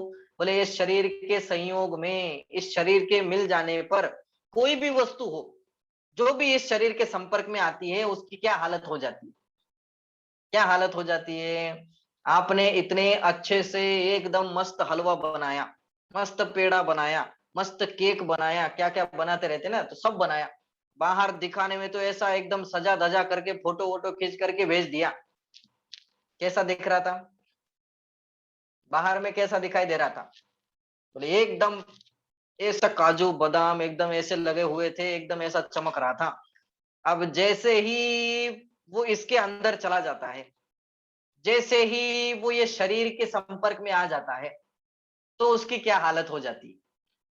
बाहर में तो दिखाई दे रहा है अच्छा अच्छा, पर जैसे ही इसके शरीर के संपर्क में आया तो उसकी हालत क्या हुई? बोलते अब उसी पदार्थ को हम देखना तक पसंद नहीं करते, अब उसी पदार्थ को हम सूंघना तक पसंद नहीं करते, जिसके साथ हम फोटो खींच के भेज रहे थे ना। अब भेजो फोटो खींच के, पता चलेगा। अब भेज सकते हैं क्या? भेज सकते हैं? ये असलियत है, ये हंसने की बातें नहीं है, ये असलियत है, ये शरीर की असलियत है। ये किसकी असलियत है? ये शरीर की असलियत है। हम नए नए कपड़े लेकर के आते हैं, अब नए कपड़े लेकर के आते हैं, एकदम बढ़िया है, एकदम ऐसे नए नए लेकर के आ गए। अब जैसे ही हम उसको पहनते हैं तो क्या हालत हो जाती है उसकी? जैसे ही वो कपड़ा शरीर के संपर्क में आया तो क्या हालत हुई? अरे सारा गंदा गंदा हो गया, और दूसरे दिन धोने डालना पड़ता है, गंदा हो गया। कौन गंदा हुआ बताओ? कौन गंदा हुआ? कपड़ा गंदा हुआ कि हम ही गंदे थे? हमें तो ये पता नहीं चलता कि जिसके कारण वो कपड़ा गंदा हुआ है, जिसके कारण वो कपड़ा गंदा हुआ है, कपड़ा तो गंदा दिखाई दे रहा है, पर जिसके कारण वो कपड़ा गंदा हुआ है वो गंदा दिखाई देता है कि कभी? बोले दिखाई देता है तो भी साफ कर देते तुरंत फटाफट। अरे कितना भी साफ करो, वो उसका स्वभाव ही ऐसा है, वो स्वभाव से ही मल मूत्रमय है। इसलिए क्या लिखा कि इस देह के संयोग में जो वस्तु, जो कोई भी वस्तु पल भर भी आएगी, किंचित मात्र थोड़े समय के लिए भी आएगी, तो बोलते वो भी मलिन मल मूत्रमय दुर्गंधमय हो जाएगी, वो भी ऐसी बन जाएगी, ऐसी खतरनाक बन जाएगी कि जिसको देखना तक हम पसंद नहीं करेंगे। इसलिए इस शरीर को साफ करने से कुछ नहीं होने वाला। इस शरीर की ओर कितना भी ध्यान दो, इस शरीर को कितना भी स्वच्छ करते रहो, इस शरीर को कितना भी नहलाते रहो, धुलाते रहो, कितने भी साबुन लगाओ, कितना पाउडर लगाओ, जो लगाना है वो लगाओ, ये कभी साफ होने वाला है ही नहीं। पंडित जी एक दिन 12 एक गांव में भावना में एक बारात आई। हाँ, 12 भावना में तो ऐसे बोले कि पूरी संसार में सबसे घिनौनी चीज ये शरीर ही हाँ, है। सबसे घिनौनी चीज तो यही है। एक दिन क्या हुआ, एक गांव में बारात आ गई, एक गांव में बारात आ गई, और बारात आ गई और दूल्हे को घोड़ा ही नहीं मिल रहा था। क्या नहीं हो रहा था? घोड़ा ही नहीं मिल रहा था उस गांव में। उस टाइम पे बहुत सारी शादियां थी, तो सारे घोड़े बिजी थे, सब घोड़ों की लाइन लगी हुई थी, सब जगह बिजी थे। अब इसको घोड़े पर बिठाना था, तो एक व्यक्ति बोलता है, दूल्हे साहब इसके जैसा ही, चलो घोड़ा नहीं है कोई बात नहीं, इसके जैसा ही सेम टू सेम, इसके जैसा ही दिखने वाला, पर थोड़ा सा छोटा है, शक्ल भी एकदम मिलती जुलती है, वो चलेगा क्या? बोलते कौन? बोलते गधा। बोलते कौन? बोले गधा। क्या बोल रहा है गधा? गधे पर बिठाएगा तू मुझे? बोलते कोई बात नहीं, अपन उसको साफ करके एकदम नेला धुला करके एकदम स्वच्छ सुथरा बना करके लाएंगे, तो चलेगा क्या? बोलते नहीं चलेगा। उस गधे को कितना भी नहला दो, उस गधे को कितना भी साफ कर दो, वो घोड़ा बन सकता है क्या? बोले नहीं कर सकता, वो नहीं बन सकता, उसमें बदलाव नहीं आ सकता। वैसे ही सेम टू सेम ये भी है। अब इस गधे को भी कितना भी धुलाओ, कितना भी नहलाओ, ये साफ हो सकता है क्या? बोले नहीं हो सकता, मतलब नहीं हो सकता, कितना भी साफ करने की कोशिश करो ये नहीं होने वाला। जब हम अशुचि भावनाओं की चर्चा करेंगे तब और इसकी विशेष चर्चा करेंगे। ठीक है, तो यहाँ क्या क्या कहने की चर्चा, क्या क्या कहना क्या चाहते हैं यहाँ? हम तो अनादिकाल से या अभी तक इसको ही साफ करने की कोशिश कर रहे हैं, जो कभी स्वच्छ होता ही नहीं है। अनंत शरीर बदल लिए और अनंत शरीरों में जाकर के यही काम किया। क्या काम किया? कभी इसको साफ किया, कभी उसको साफ किया, कभी इसको साफ कर दिया, तो सारे शरीरों को मात्र साफ ही करते रहे, पर एक भी शरीर अभी साफ नहीं हुआ। तो यही बात यहाँ कहना चाहते हैं कि नित्य गंग जमुना, हमेशा, नित्य मतलब हमेशा, गंगा जमुना समुद्र नहाए, अशुचि दोष स्वभावते। ये शरीर स्वभाव से ही अशुचिमय है, स्वभाव से ही अशुचिमय है। जिसके ऊपर क्या क्या भरा हुआ है? ऊपर अमल, ऊपर अमल, मल भरियो भीतर। ऊपर तो अमल दिखाई देता है, ऊपर से दिखाई कैसे देता है? कि जिसके ऊपर कोई मल नहीं है, जिसके ऊपर कोई गंदगी नहीं है, ऐसा दिखाई दे रहा है। ऊपर अमल, और मल कहाँ है? बोले मल भरियो भीतर। मल भरियो भीतर, मल कहाँ भरा हुआ है? भीतर में मल भरा हुआ है। कौन विधि घट सूची कहे?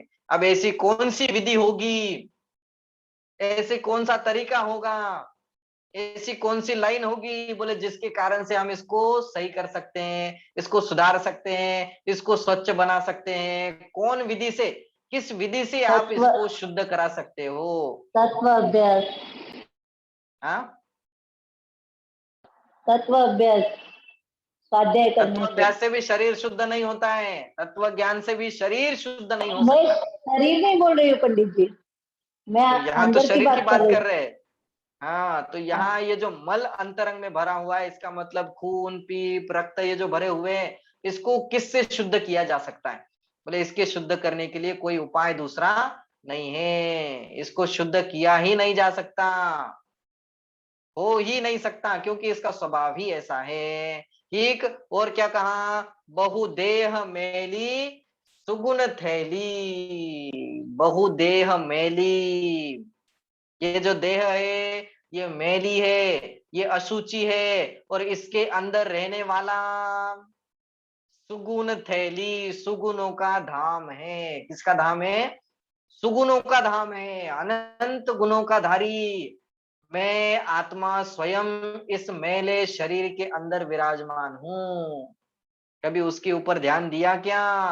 बोले इस गंदे गंदे शरीरों के अंदर रहते हुए भी उसको कभी मलिनता नहीं लगी, उसको कभी बदबू नहीं लगी, उसको उसके अंदर कभी ये मैल ने प्रवेश नहीं किया। वो मैं हूं, ये मैला मैं हूं क्या? जिसके अंदर रक्त मांस खोपड़ी आदि ये सब भरा हुआ है, ये मैं हूं क्या? बोले ये मैं होता तो इसको जलाया नहीं जाता, ये मैं होता तो इसको मैं छोड़ करके नहीं चला जाता, ये मैं होता तो बोलते ये मेरे अनुसार काम करता।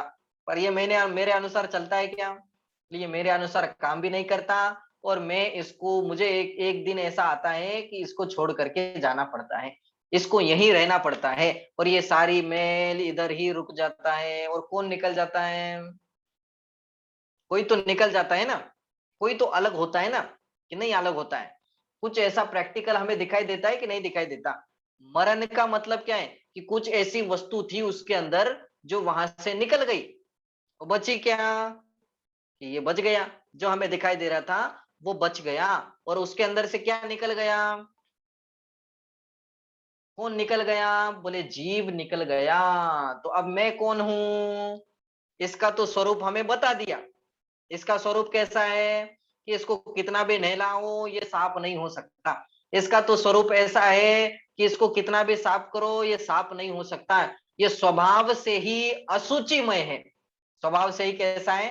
अशुचिमय है। और दूसरी बात, वो जो निकल गया, जिसको हमने अभी तक देखा नहीं, जिसकी हमें खबर नहीं थी, जिसको हमने साफ की करने की कोशिश भी नहीं की, उसको क्या हो रहा है? वो दुखी है कि नहीं है? वो कौन है? वो कैसा है? उसको जानने की कोशिश भी नहीं की। कहते वो तो निकल गया, और जिसको जिसके पीछे हम लगे हुए थे बोले वो यहीं पड़ा हुआ है, वो अभी तक इधर ही गिरा हुआ है, उसकी हालत क्या हो जाएगी? बोले अगले 3 घंटे में जला देंगे। क्या हो घर जाएगी में हालत? रखेगा ही नहीं कोई। बात आने लग कोई जाएगी नहीं तभी भी। रखेगा, कोई एक रखने को 2 घंटा तैयार रखे। नहीं होगा, तुरंत जला देंगे। यदि रख देंगे तो क्या होगा? बोले बदबू मारने लगेगा फिर से। इसका मतलब वो बदबू मरने के बाद ही आई क्या? मरने के बाद ही बदबू आई क्या? तो मरने के बाद बदबू नहीं आई। वो तो जब जीवंत था ना, वो जब था तब वो रोज नहाता था, इसलिए बदबू नहीं आती थी। समझ में आ रही बात? वो रोज नहाता था, वो रोज साफ करता था, इसलिए बदबू नहीं आती थी। मरने के बाद, बोले मरने के बाद अब साफ नहीं होगा, अब उसकी ध्यान देने वाला कोई नहीं है, अब कोई साफ नहीं करेगा तो बदबू आएगी ही, अब सड़ता जाएगा। अब अच्छा अच्छा खाता था, अब कुछ खाने को ही नहीं मिल रहा है तो अंतरंग में भी सड़ता जाएगा, वो कीड़े आकर के खाने लगेंगे। तो इसका मतलब कि जीवंत होते हुए भी बदबू आ सकती है कि नहीं आ सकती? बोले आ सकती है। तो इन सब के अंदर रहते हुए भी, इन सब शरीरों के अंदर रहते हुए भी वो जो निकल गया, बोले वो मैं था। और वो स्वभाव से ही कैसा है? वो स्वभाव से ही शुद्ध है, उसको अशुद्धि लगी ही नहीं कभी। उसकी अशुद्धि तो अलग प्रकार की थी। उसकी अशुद्धि कौन सी थी? बोले क्रोध, मान, माया, लोभ, मायाचारी करना, ये जो परिणाम हमारे विकार रूप होते हैं, ये उस आत्मा की अशुद्धि थी। इसके कारण ये दुखी होता था। और हम किसको साफ करने में लगे थे? बोले इसको ही साफ करने में लगे थे। बोले ये तो कभी हुआ नहीं, ये तो कभी हो सकता नहीं, और हम इसके ही पीछे लगे, उसके पीछे नहीं लगे। बोलते अब वो फिर भटकेगा। वो भटकेगा मतलब अब मैं खुद फिर भटकूंगा, फिर दूसरा शरीर मिलेगा, फिर दूसरा शरीर मिल करके फिर यही गाड़ी चालू हो जाएगी, फिर यही चलता रहेगा, फिर वो भी छोड़ देंगे, फिर दूसरा मिलेगा, फिर उधर भी ऐसा ही करेंगे। ये गाड़ी कब से चल रही है? बोले अनादिकाल से ये चक्कर चलता ही जा रहा है, चलता ही जा रहा है, चलता ही जा रहा है। कभी नरक में गए तो वहां तो इतना भयंकर शरीर मिल गया, कभी ऊपर चले जाते हैं तो थोड़ा सा अच्छा शरीर मिलता है, पर उसके अंदर भी यही भरा हुआ है, और कुछ भरा हुआ नहीं है, और कुछ भरा हुआ नहीं होता है। शरीर का मतलब यही होता है, पर ये बात हम नहीं समझते। तो सोच धर्म के अंदर हमें क्या कहना चाहते हैं? फिर से एक बार लाइनें पढ़ेंगे। क्या लिखा? बहुदेह मैली, बोले इस मलिन देह के अंदर रहने वाली सुगुनों की थैली, शौच गुण साधु लहे। उस शौच गुण को, उस शौच धर्म को धारण करने वाले सच्चे स्वसाधु, सच्चे मुनिराज ही होते हैं। और उस आत्मा को पहचान करके वो अपने अंदर ही रहते हैं, वो उसको जानते हैं और उधर ही रहने का प्रयास करते हैं। वो इस शरीर के ऊपर बिल्कुल भी ध्यान नहीं देते। वो इसको जान, उसको ऐसा लगता ही नहीं है कि ये मेरा है, कि ये भी मैं हूं, कि इसको भी कुछ ध्यान देना है। ऐसा ध्यान ही उनको नहीं आता है, ऐसा उपयोग में ही कभी उनके नहीं आता है। इसलिए वो आत्मा को शुद्ध करने में लगे हुए होते हैं, और उनकी आत्मा में ये पवित्र शौच धर्म प्रकट होता जाता है। ठीक, एक उदाहरण देकर के 2 लाइन 2 मिनट में अपनी बात कहूंगा। चलो टाइम तो बहुत ज्यादा हो गया। अब देखिए इसका, इसकी हालत क्या है। आपके 2 बच्चे हैं, आपके 2 बच्चे हैं, आपके 2 बच्चों में यदि आपको प्रॉपर्टी बांटनी है, आपकी सारी प्रॉपर्टी का बंटवारा करना है, ठीक। अब बंटवारा करना है, बंटवारा करने के लिए आपने अपनी सारी प्रॉपर्टी को हीरे में कन्वर्ट कर दिया। किस में कन्वर्ट किया?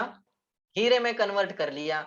आपकी प्रॉपर्टी बहुत लंबी चौड़ी थी, अब एक 50 करोड़ की प्रॉपर्टी थी, वो 50 करोड़ के आप हीरे लेकर के आए, वो सारी बेच दी, ठीक। 50 करोड़ के हीरे लेकर के आए।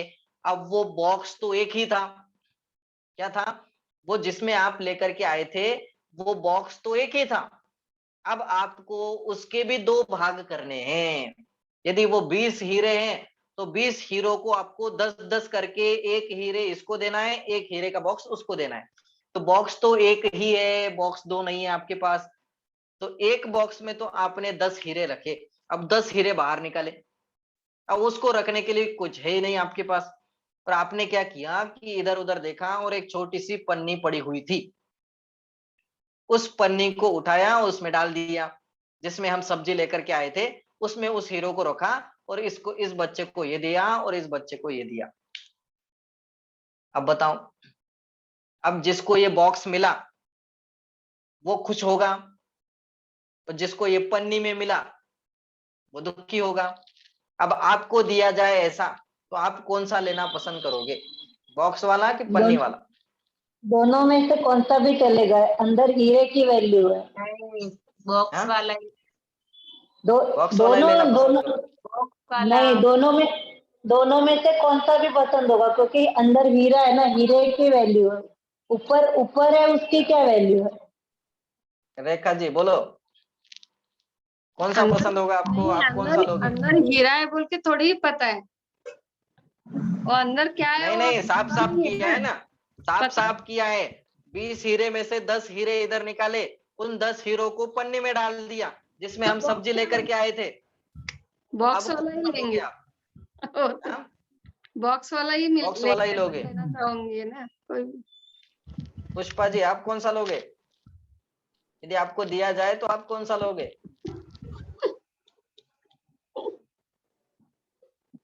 पन्नी वाला। हाँ? पन्नी वाला। पन्नी वाला, पन्नी वाला लोगे? बोलो निशा जी, कौन सा लोगे? आपको यदि दिया जाए तो बॉक्स में रखे हुए हीरे लोगे कि पन्नी में रखे हुए हीरे लोगे? कौन से हीरे लोगे आप? पंडित जी दोनों में से कोई भी लेंगे, जैसे सुमिता दी ने कहा वो भी मेरा आंसर वैसे ही है कि दोनों में हीरे की अच्छा, महिमा वैसा ही ही है। होगी, उसकी कोई महिमा नहीं है। अच्छा, इसका मतलब सब सम्यक दृष्टि बैठे, कुछ मिथ्या दृष्टि भी बैठे इधर। मैं हाँ? उसका उदाहरण भी बता सकती हूँ पंडित जी, जो क्या मैंने कहना आंसर चाहते दिया। मैं हैं? हाँ हाँ, बोलो बोलो नहीं, आप बता दीजिए। बोलो बोलो बोलो, क्या उदाहरण है? सर आप क्या लेना चाहोगे? हाँ, हम क्या लेना चाहेंगे? अब मुझे पूछ रहे हो, मुझे फंसा रहे हो? हाँ, मैं क्या लेना चाहूंगा, नहीं, क्या क्या आप लेना तो चाहेंगे? अभी हमारे तो हमारे गुरु हो ना, तो आपसे भी पूछ सकते हैं ना। अच्छा, हमें पूछ रखते हो तो मैं तो बाद में बताऊंगा ना कि मुझे क्या चलेगा, मुझे क्या लेना चाहिए, मैं क्या लूंगा। अब देखो, जिसकी दृष्टि, जिसकी दृष्टि कहाँ होगी, बोले जिसकी दृष्टि हीरे पर होगी उसे वो पन्नी दिखाई नहीं देगी, उसे वो बॉक्स दिखाई नहीं देगा, उसके अंदर जो हीरे लपे हुए हैं, उसके अंदर जो हीरे छिपे हुए हैं, बोलते वो दिखाई देंगे। और वो हीरे की ऊपर दृष्टि रखेगा तो दुखी नहीं होगा। उसको पन्नी वाला भी दे दो या बॉक्स वाला भी दे दो, उससे कोई फर्क नहीं पड़ता। अब ऐसे ही सेम टू सेम उसके अंदर तो है क्या, बोले इधर भी 10 करोड़ है, इधर भी 10 करोड़ है। 10 करोड़ में से कुछ कम हुआ क्या, बोले कुछ कम नहीं हुआ। इधर भी 10 करोड़ के हीरे हैं, इधर भी 10 करोड़ के हीरे हैं, बस रखे कहाँ हैं, बोले पन्नी के अंदर रखे हुए हैं और इधर बॉक्स के अंदर रखे हुए हैं। ऐसी ही सेम टू सेम हम लोगों की भी हालत होती है। वो हीरे को तो हम भूल जाते हैं, और ये रखी हुई बाहर की जो पन्नी है, वो किसी की पन्नी अच्छी होती है और किसी का बॉक्स अच्छा होता है। किसी को बॉक्स में पैक किया हुआ है, किसी को पन्नी में पैक किया हुआ है। बाहर से दिखावट बस अच्छी लगती है, यदि अंतरंग में देखो तो सबके सब हीरे एक जैसे ही है, सबकी कीमत एक जैसी ही है। ऐसी ही सेम टू सेम हमारी हालत है कि हम इस बाहर के शरीर को ही देखते रहते हैं। यदि उसको देखेंगे तो बोले राग द्वेष हुए हुए बिना नहीं रहेंगे, दुखी हुए बिना नहीं रहेंगे। और यदि हमारी दृष्टि उन हीरे के ऊपर होगी तो बोलते हम गारंटेड सुखी होंगे। सुमंत प्रकाश जी का उदाहरण तो सबको याद ही है। बोले 1 करोड़ का हीरा गटर में गिर गया, अब बोलो निकालोगे कि नहीं निकालोगे? बोलो, 1 करोड़ का हीरा, अब जा रहे थे और जाते जाते निकालेंगे पंडित गिर जी। गया, गटर में गिरा, जाकर के वहां जाकर के निकालोगे? हाँ, किसी से निकलवा 1 करोड़ का हीरा है, गटर 1 पर करोड़ ध्यान का नहीं हीरा है। देंगे, हीरे पे ध्यान हाँ? जाएगा। कीचड़ का किसके ऊपर ध्यान नहीं जाएगा? हीरा असलियत पे। तो यही है कि वो गटर में जो गिरा हुआ हीरा है, बोले वो हीरे के ऊपर हमें इतना भरोसा है, इतना भरोसा है कि भले ही वो गटर में गिर गया हो, फिर भी वो गटर की गंदगी उसे नहीं लग सकती। गटर की गंदगी लग सकती है क्या? उसका 1 करोड़ का, वो आधे करोड़ का बिक सकता है क्या? बोले गटर में गिर गया था, अब आधा करोड़ खत्म हो गया, ऐसा हो सकता है क्या? बोले ऐसा नहीं हो सकता। जिसकी दृष्टि उस हीरे के ऊपर होती है, उसे गंदगी नहीं दिखाई देती। ऐसी ही हमारी भी दृष्टि, उन मुनिराजों की भी दृष्टि, जो मुनिराज जंगल में बैठे हुए हैं, ये गंदे शरीर को नहीं देखते। नहाए नहीं है कितने सालों से, 6-6 महीने हो गए, 1-1 साल हो गए, 1-1 हजार वर्ष हो गए, नहाए नहीं, 1-1 हजार साल हो गए, ब्रश नहीं किया।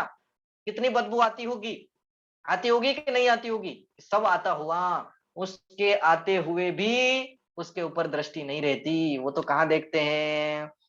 वो तो अंतरंग में उस हीरे को देखते हैं। कहीं वो रत्न निकल न जाए, कहीं रत्न वो बिछुड़ न जाए। यदि रत्न बिछुड़ गए, यदि सम्यक दर्शन ज्ञान चारित्र चला गया, तो फिर से ये गंदे गंदे शरीर फिर मिलेंगे, फिर से ये गंदे गंदे शरीरों की प्राप्ति फिर से होगी। इसलिए ये शौच धर्म हमें क्या कहता है? शौच माने आत्मा की शुद्धता, मतलब शौच माने शरीर की शुद्धता हाँ, नहीं। हाँ बोलो। हाँ मतलब हम है सो पन्नी में के हीरे और अपने गुरु जो है वो बॉक्स में के। नहीं नहीं नहीं हाँ? नहीं, ऐसे नहीं। फिर? गुरु जो है बॉक्स में के हीरे, ऐसा नहीं। उनकी दृष्टि, यहाँ दृष्टि का, अच्छा हमारी हाँ, दृष्टि कहाँ होती है? यहाँ दृष्टि का प्रश्न है। हम तो उस बॉक्स को देख रहे हैं, हम हाँ तो हाँ उस बॉक्स से, उस पैकिंग के ऊपर दृष्टि होती है, पर अंतरंग का माल क्या भरा हुआ है उसके ऊपर दृष्टि नहीं होती है। अंतरंग में माल तो हमारे बहुत गजब गजब का भरा हुआ है, ज्ञान भरा हुआ है, सुख भरा हुआ है, चारित्र भरा हुआ है, वीर्य भरा हुआ है। इतना ज्ञान है हमारे अंदर कि केवल ज्ञान हो सकता है, पर उसको भूल गए, उस जीव को हम भूल गए। जो निकल जाता है ना, उसको हम भूल जाते हैं, और किसको देखते रहते हैं, किसको साफ करते रहते हैं? बाहर की पैकिंग को ही साफ करते रहते हैं, जो कभी साफ होने वाली नहीं है। तो यहाँ यही बात कहना चाहते हैं। क्या बात कहना चाहते हैं? बोले ये स्वभाव से ही असुचिमय ये देह है, इसको कितना भी साफ करो ये साफ नहीं होगा। और दूसरी बात, इसके अंदर जो बैठा हुआ है, बोले वो जीव तत्व मैं हूं, और वो स्वभाव से ही शुद्ध है, शौच धर्म का धारी है, वो शुचिमय है, उसके अंदर गंदगी नहीं है, उसके अंदर मैल नहीं है, उसके अंदर बदबू नहीं आती है, उसके अंदर हड्डी मांस मछली कुछ नहीं है, ये सारी बातें बाहर है। वो तो एकदम शुद्ध शुद्ध शुद्ध है, एकदम शुद्ध शुचिमय है। उसको हम भूल जाते हैं, और इस असुचिमय स्वभाव को ही धोने का, साफ करने का पूरा प्रयत्न करते रहते हैं। बोले ये व्यर्थ प्रयत्न है। और जिनने उस स्वभाव को जान लिया, जिसके कारण वो स्वभाव गंदा हो रहा है, ऐसे कषायों को बाहर फेंक दिया, तो कहते हैं उसके अंदर शुद्धि प्रकट हो गई, वो असली शुद्धि है। ये बाहर की शुद्धि असली शुद्धि नहीं है। इसलिए शौच धर्म हमें ये कहता है कि अंतरंग में शुद्धि प्रकट करो, तो बहिरंग में अपने आप शुद्धि प्रकट हो जाएगी, बहिरंग में अपने आप शुद्धता आ जाएगी, कुछ शुद्धता करने की जरूरत नहीं पड़ेगी। बस अंतरंग से जिसका मन शुद्ध हो, जिसका मन पवित्र हो, बोले उसके वचन भी पवित्र होते हैं, उसकी काया भी अपने आप पवित्र हो जाती है, उसके उसके लिए कुछ करने की आवश्यकता नहीं होती। तीर्थंकर परमात्मा जिनने क्या किया, अपने अंतरंग को पवित्र कर दिया। अब कितने अतिशय होते हैं उनके, पूरी जमीन शुद्ध हो गई। जमीन शुद्ध हुई कि नहीं? सारे लोग खुशहाली से रहने लग गए, धूल नहीं उड़ती है, हवा एकदम सुंदर सी बहने लग जाती है। ये सारे अतिशय हमने देखे कि नहीं? 46 गुणों के अंदर देखा कि देव लोग आकर के भी उनकी सेवाएं करने लगते हैं। तो उनने क्या किया? उनके पास भी शरीर था ना, शरीर साफ करते बैठे क्या? बोले शरीर को साफ करते नहीं बैठे हैं। उनने तो पहले अपने आप को पहचाना कि मैं कौन हूं, और वो क्यों गंदा हो रहा है, उसके अंदर क्यों मैल पड़ा हुआ है, उसके अंदर कैसे मैल बढ़ा हुआ है, उस मैल को देखा और उसको साफ करने की कोशिश की। और कैसे साफ होता है वो? बोले ऊपर जो लाइन लिखी थी, ज्ञान ध्यान तपो रक्तस, ज्ञान और ध्यान के प्रभाव से ही हम उसको साफ कर सकते हैं। और हम जो ये कार्य कर रहे हैं उसी के लिए कर रहे हैं, ये शरीर के लिए कुछ कार्य नहीं कर रहे हैं। ये बात बार बार ध्यान में रखना। ये जिनवानी शरीर को साफ करने की बात नहीं कहती, शरीर को बढ़ाने की बात नहीं कहेगी, कुछ नहीं कहेगी। ये तो बस अंतरंग में शुद्धता प्रकट करने की बात कहेगी। एक तो ऐसी अंतरंग में शौच धर्म, शुचिता, इस शुचिता को जान करके समझ करके हमारे अंदर भी ये शौच धर्म प्रकट हो, इसी भावना के साथ हम यही विराम लेते हैं। ठीक है, आई बात सबके समझ में कि नहीं आई? आई पंडित जी, वीडियो बहुत बंद अच्छे करने से वाले सो तो समझाया। नहीं गए? नहीं आ गई अच्छे से समझ में आ गया, लेकिन सर पंडित आपने जी, जवाब नहीं दिया। क्या क्या? पंडित जी, मैं सुमत तो सुमत प्रकाश जी, क्या सुनते थे, ये भी हमारे लिए समझना जरूरी है। हाँ, मेरा क्या जवाब होता? मेरा तो जवाब ये होता जो सुमित्रा जी ने दिया। मेरा तो जवाब यही होता, क्या कि आप चाहे बॉक्स वाला दे दो चाहे पन्नी वाला दे दो, हमारी दृष्टि तो कहाँ है? बोले हीरो करोड़ रुपए के हीरो के ऊपर है, पन्नी के ऊपर पर नहीं है, पैकिंग के ऊपर नहीं है। आप भी जाते हो दुकान में तो पैकिंग देख के माल लेते हो कि अंदर का माल देख करके माल खरीदते हो? नहीं, माल क्वालिटी देखते हैं। पैकिंग तो, हाँ, पहले क्वालिटी देखते हैं, पैकिंग कैसी भी हो, पैकिंग से कोई मतलब नहीं होता है। ऐसे ही ये बाहर से पैकिंग की हुई है, ये थोड़ी अच्छी सी दिखाई देती है तो इसमें ही हम मस्त रहते हैं, इसमें ही हम ऐसा समझते हैं कि ये मैं हूँ। बोलते ये हमारी गलती हो जाती है, हम पंडित जी, पारखी नहीं बन पाते, हम परख नहीं कर पाते, ये हमारी गलती होती है। हाँ बोलिए। सुमत प्रकाश जी कहते हैं ना पंडित जी की जीव अनादि से है। एक श्वेत मतलब एक सफेद कलर का जैसे कपड़ा है ना, वैसे उस पर अभी तक एक दाग नहीं लगा। वैसे ही ये आत्मा हाँ, है कि हमने कितने वैसे ये इस पाप किए आत्मा के लेकिन ऊपर कितना अभी तक पाप एक करने दाग नहीं पर भी लगा। एक भी पाप उसके अंदर नहीं गया, एक भी थोड़ा सा भी दाग नहीं लगा। ठीक, तो ये बात समझ करके हम जितना ध्यान अपने शरीर का रखते हैं, जितना ध्यान उसकी शुद्धता का रखते हैं, बोले उसमें से 10% भी, उसमें से 10% भी यदि हम आत्मशुद्धि की ओर ध्यान दे तो हमारा कल्याण हो सकता है, तो हमें सम्यक दर्शन हो सकता है। पर उतना भी हम नहीं कर पाते। जितना टाइम हम कंटिन्यू शरीर की शुद्धता के लिए, शरीर की शुद्धता मतलब खाना धोना नहाना सोना ये सब, रोना धोना सब, ये सब पकड़ लेना, जितना टाइम हम उसके लिए देते हैं, बोले उतने में से 5% टाइम या 10% टाइम थोड़ा भी यदि हम आत्मशुद्धि को दे, थोड़ी देर के लिए भी हम आत्म ध्यान करने लग जाए तो बोलते काम हो जाएगा। यदि एक समय भी आत्मा का ध्यान हो गया तो कहते सम्यक दर्शन हुआ। तो कंटिन्यू 48 मिनट रह गया, कहते निपट गया, अब कुछ नहीं करने की जरूरत, हो गया काम, अब कुछ करना बाकी नहीं रहा। तो क्या करना है ये हमें देखना है। ठीक है, किसकी ओर ध्यान देना है ये हमें देखना है। हमें मन को पवित्र करना है कि शरीर को पवित्र करना है, ये हमें देखना है। ठीक, शरीर को तो बार बार पवित्र करने की कोशिश की पर ये हुआ नहीं, अब थोड़ा सा प्रयोग अलग तरीके से करके देखें तो क्या होगा ये हमें देखना है। ओके, चलिए अब आगे से ये सबको ध्यान रखना है, बस सुनना नहीं है। अच्छा लगता है इसलिए सुनने आ गए ऐसा नहीं, अच्छा तो लगेगा ही, क्यों नहीं लगेगा, ये तो जिनवानी की बातें हैं। बस मात्र सुनना नहीं है, ये अंतरंग में उतरना चाहिए, ये थोड़ा सा प्रभाव अपने ऊपर पड़ना चाहिए, ये लोभ कम होना चाहिए। ये जो लालच हमारा है ये कंटिन्यू बढ़ती जा रही है, बोले ये कम होनी चाहिए, ये लालच कम होनी चाहिए, ये लोभ कम होना चाहिए, ये कषाय कम होती जानी चाहिए। ये शिक्षा हमें ये 10 धर्म देते हैं। अभी तो 4 धर्मों की चर्चा की, अब आगे की और चर्चा करेंगे और समझने की कोशिश करेंगे कि अपने अंदर और कैसी कैसी मलिनता है और उसको कैसे बाहर निकाला जाता है। ठीक, चलिए अभी हम यही विराम लेते हैं, जिनवानी स्तुति करेंगे। आज कौन बोलेगा, कौन तैयार करके लाया है? नहीं निशा लाए कोई? निशा भाभी बोल रहे हैं, निशा भाभी बोलेंगे। नहीं जीजी, मैं तैयार नहीं की यार। देखिए ओके आज ओके, की चलिए चाहिए ना मौज। तो कल ना, कल मैंने तैयार पूछा करके था। लाएंगे। मैं बोल दी। हाँ बोलो बोलो, मंजू जी बोल रही है, बोलिए। सभी माइक बंद कर दीजिए। मंजू जी आप एक लाइन बोलिए, कविता जी एक लाइन बोलेंगी, ठीक है? आपके पीछे वो बोलेंगे, बाकी सब माइक बंद करना। हाँ बोलो।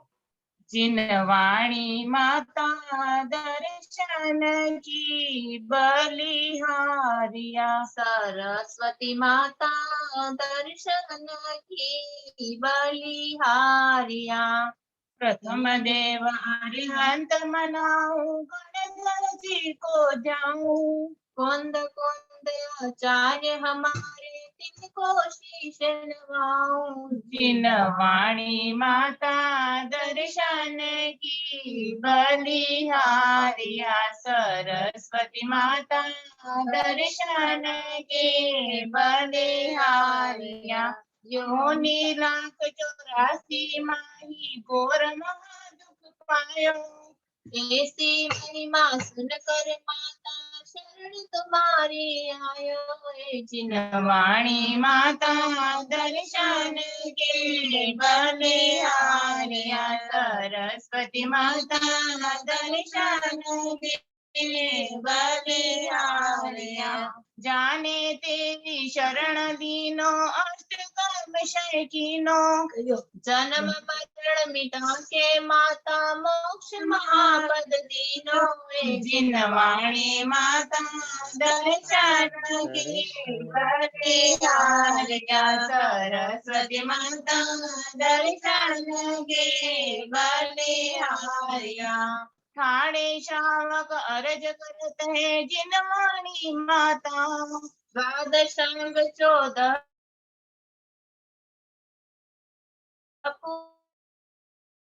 पूर्व का कर दो हमको दर्शन के बलिहारिया, सरस्वती माता दर्शन के बलिहारिया। जय जिनेन्द्र, जय जिनेन्द्र। चलिए बहुत बढ़िया। जिनवाणी स्तुति करेंगे। जावानी के ज्ञान से सूझे लोकालोक, सोवानी मस्तक नमो सदा देत हूँ ढोक, सदा देत हूँ ढोक।